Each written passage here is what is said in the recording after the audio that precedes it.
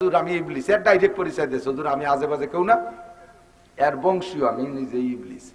তো তুই আমার ডাইস কে? হুজুর তাহাজ্জুদ পড়বেন না, মসজিদে যাবেন না? কই উঠি না উঠেছি না আমার ব্যাপার, তুই ডাইস কে? কয় যে না আসি, আমার তো বিপদের শেষ নাই, আমার তো কিয়ামতে কপাল পড়ছে, আপনাকে মতো বুজুর্গানের দিনের সাথে একটু এই খাই খেদমত করে যদি জান্নাতে যাইতে পারি। তাকে হুজুর ওযু করবেন না গোসল করবেন? হুজুর কয় কেতাই দিয়ে তোর দরকার কি? কয় যে পানিটা একটু আমি জোগাড় করে দিতাম। কয় যে না তোর দাম পানি আনবো না, তুই শেষে পানির মধ্যে কি পেশাব টেশাব করে দিস নাকি নষ্ট তোর? কয় হুজুর আপনার চোখের সামনে আপনি যে পানি বলবেন সে আল্লাহর কি ওর মধ্যে উল্টো পাল্টা হবো না। হুজুর কয় যে তো গোসল ওযু করলি অত গোসল যখন পানি তুই দিচ্ছিস, শয়তানরে কাজে লাগাতে পারতেছি, পানি গোসলই করি। কয় যে ঠান্ডা পানি দে গরম পানি দে। কয় তার মানে? কয় পানিটা একটু গরম করে দিতাম। হুজুর কয় যে ঠান্ডা পানি দে ও অত, তার তুই যখন করিয়ে দিবি তা গরমই করি দে, মানে শয়তানরে কাটাচ্ছে। গরম পানি করে দিয়েছে, গোসল টোসল করাইয়া সুন্দর করে দোয়াই মশাই টুসাই দিয়ে এরপরে কয়েছে হুজুর নামাজ কি মসজিদে পড়বেন না ঘরে পড়বেন? কয় যে মসজিদই তো পড়বো। কয় হুজুর তাহলে আমি একটু গাড়ি ওরি আগে দিয়ে আসি, আমার গাড়ি ওঠে।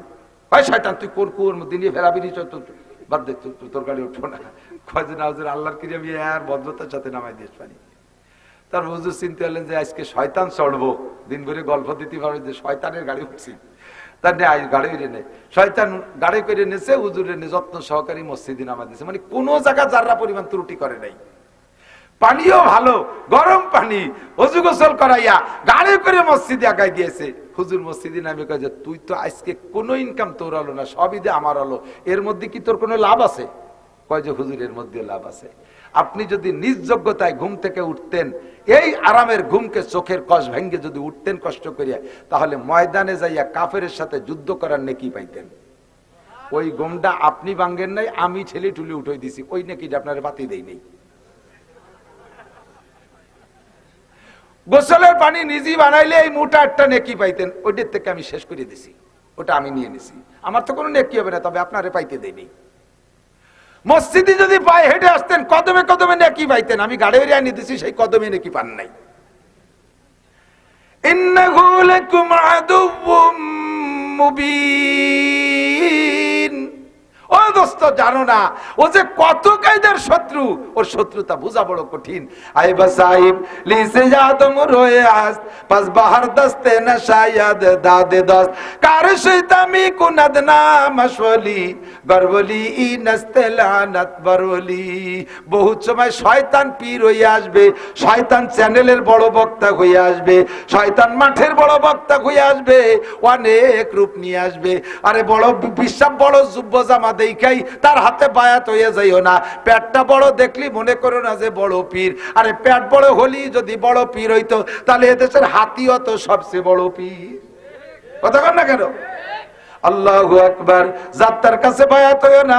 যে কোনো জায়গার লোক বেশি দেখলি মনে করো না যে জায়গা বহুত লোক, তাহলে এইটাই মনে হয় আসল। যদি মেলা লোক এক জায়গা হলে আসল হয়, তাহলে আমার উড়াকান্দি ঠাউর বাড়ি 20 লাখের বেশি হয়, তো উড়াও তাহলে আসল। ঢোল তবল বাজাইয়া আষাঢ়িয়া ব্যাঙের মতো জেকের না কি আর তা বুঝাই যায় না। মান্দার মান্দার দোম মান্দার, আমি এইটুক শিখছি আর কি মেলা দিন ধরে। মান্দার মান্দার দোম মান্দার মান্দার দোস্তগীর, কোন কিতাবে লেখা আছে মান্দারে ফকির। এ চাল দিলাম ডাল দিলাম আরো দিলাম কত কি, কও দিয়ে দয়াল তোমারা শোনে লাগবে কি। বাবু ব্যাং কাইঞ্জেল যে শুনি, এরপরে গাইতেছে হাইট হাইট হাইট, দল ধরে যখন হাইট হাইট করতেছে, কটা কুত্তো বসা ছিল ওরা রাস্তার ওই পাশে দৌড়ে চাই গিয়ে। একে জিকির না কুত্তো খেদানি।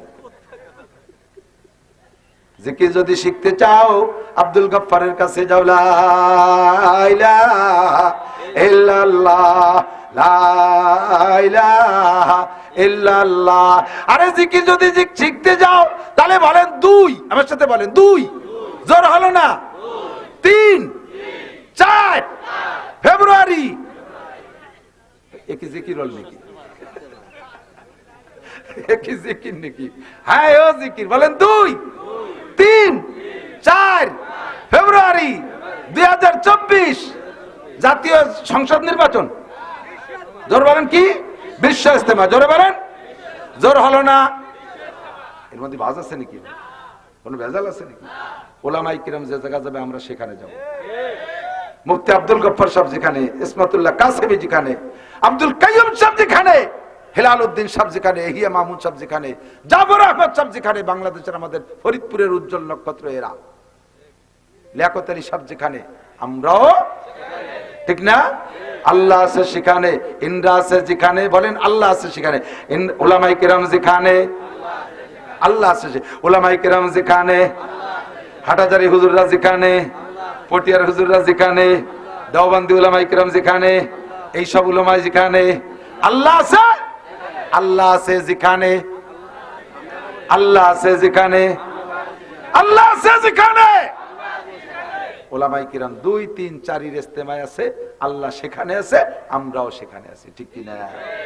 হকু ফাঁকি বাদ দেন, এই 2, 3, 4 ইজতেমায় আল্লাহ দিলে এত লোক হবে যে পায়খানায় 500 লোকের সিরিয়াল পড়ে যাবে, যথেষ্ট মানুষের ইনশাআল্লাহ লুঙ্গি নষ্ট হয়ে যাবে পায়খানায় যাওয়ার আগে, এত লোক।